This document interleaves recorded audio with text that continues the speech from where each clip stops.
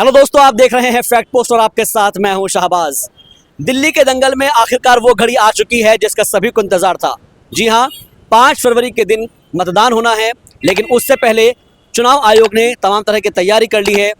अलग अलग जगह पर पोलिंग स्टेशन बनाए गए हैं और ख़ासतौर पर उन पर अलग अलग तरह की तैयारी देखने को मिल रही है। जिला निर्वाचन आयोग हो या फिर राज्य निर्वाचन आयोग अपनी पूरी तैयारी में जुटा हुआ है। सुबह 7 बजे से वोटिंग होगी और जो कि शाम 5 बजे तक चलेगी। लेकिन इसके अलावा जो लोग 5 बजे तक लाइन में लग जाएंगे वो अपने मत का इस्तेमाल कर सकेंगे जब तक कि उनका वोट नहीं डालेंगे।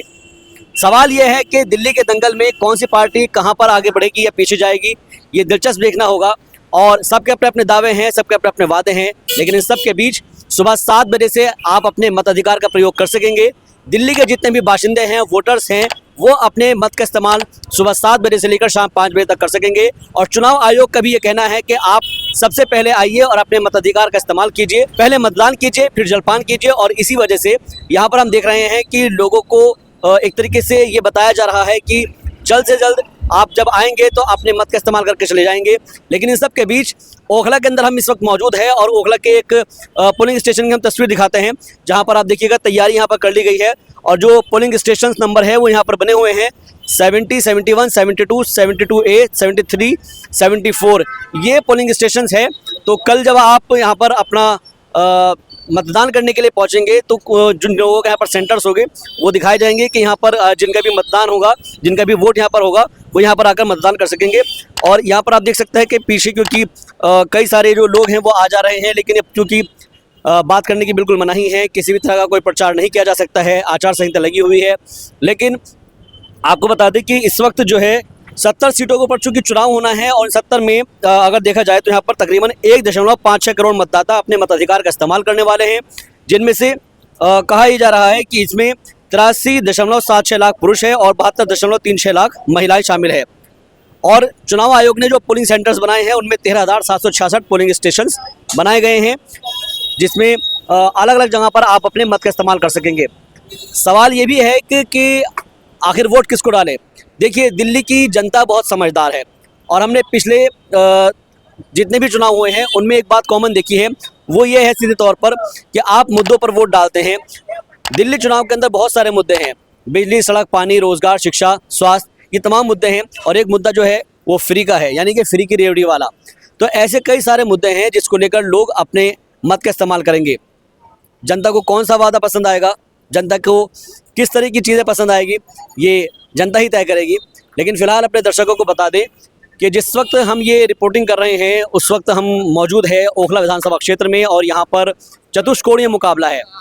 ऑल इंडिया मजलिस इत्तेहादुल मुस्लिमीन यानी AIMIM की ओर से शिफाउर रहमान को मैदान में उतारा गया है।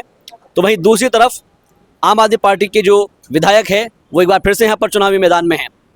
इसके अलावा कांग्रेस पार्टी की कमान संभाले हुए हैं अरीबा खान, वो यहाँ से चुनाव लड़ रही है। और साथ ही साथ मनीष चौधरी यहाँ से बीजेपी की तरफ से खड़े हुए हैं। तो चतुष्कोणीय ये मुकाबला है और मुकाबला दिलचस्प इसलिए है क्योंकि AIMM जो है वो इस वक्त 2 ही सीटों पर चुनाव लड़ रही है, जिसमें एक है ओखला और दूसरी है मुस्तफाबाद। सबसे खास बात यह है कि MIM ने जिन 2 लोगों को उतारा है, जिन 2 कैंडिडेट्स को मैदान में उतारा है, दोनों के ऊपर चार्जेस हैं। और चार्जेस ऐसे हैं कि जिसको लेकर लोगों को एक तरीके से हमदर्दी भी है। और इसी वजह से हम देख रहे हैं कि जब असदुद्दीन ओवैसी की हमने कई रैलियों को कवर किया तो उसमें कुछ लोगों को की जो सहानुभूति है वो बटोरने की कोशिश की गई। और वहीं दूसरी तरफ हम देखें तो ख़ास तौर पर हमने देखा है कि जब असदुद्दीन ओवैसी आए तो उन्होंने कई तरह के इल्ज़ामात लगाए। लेकिन इन सब इल्ज़ामात की तरह हम अगर देखें तो चुनाव आयोग जो है उन तमाम चीज़ों पर नज़र रखता है। और ये देखना अहम होगा कि जब 5 फरवरी को वोट डाले जाएंगे तो जनता का रुख, जनता का रुझान किस तरफ होता है। क्योंकि सुबह 7 बजे से जब वोटिंग शुरू होगी तो लोग अपने अपने मत का इस्तेमाल करने के लिए अपने घरों से निकलेंगे और शाम को 5 बजे तक ये वोटिंग होगी। लेकिन इन सब के बीच अगर आप लाइन में आकर लग जाते हैं तो जब तक आप अपना वोट नहीं डालेंगे तब तक आपको वहाँ से जा नहीं सकते, यानी कि आप अपना वोट कास्ट करके ही जाएंगे, चाहे वो फिर 6 बज जाए, 6:30 बज जाए।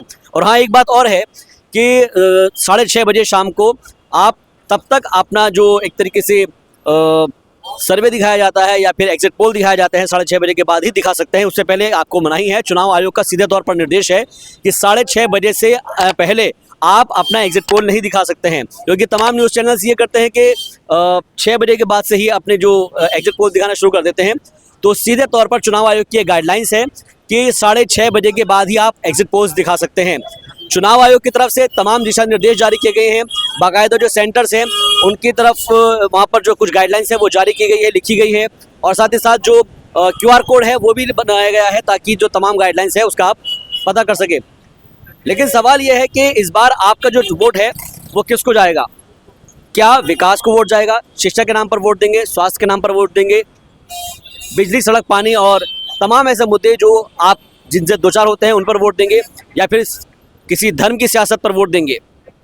सवाल तो ये भी है कि क्या एक किसी खास कम्युनिटी को टारगेट करते हुए वोट देंगे, या फिर आप दिल्ली के विकास के लिए वोट देंगे? देखना बेहद दिलचस्प होगा जब 8 तारीख को रिजल्ट आएगा तो आप जनता किसको वोट देगी, क्योंकि 5 तारीख को जब वोट डलेगा तो उसमें ये मत देखिए कि ये जो शख्स है, जो आपका जो कैंडिडेट है वो किस जगह का है, या किस कम्युनिटी से ताल्लुक़ रखता है, या किस पार्टी से ताल्लुक़ रखता है, बल्कि आप उसको मुद्दे के ऊपर वोट दीजिए।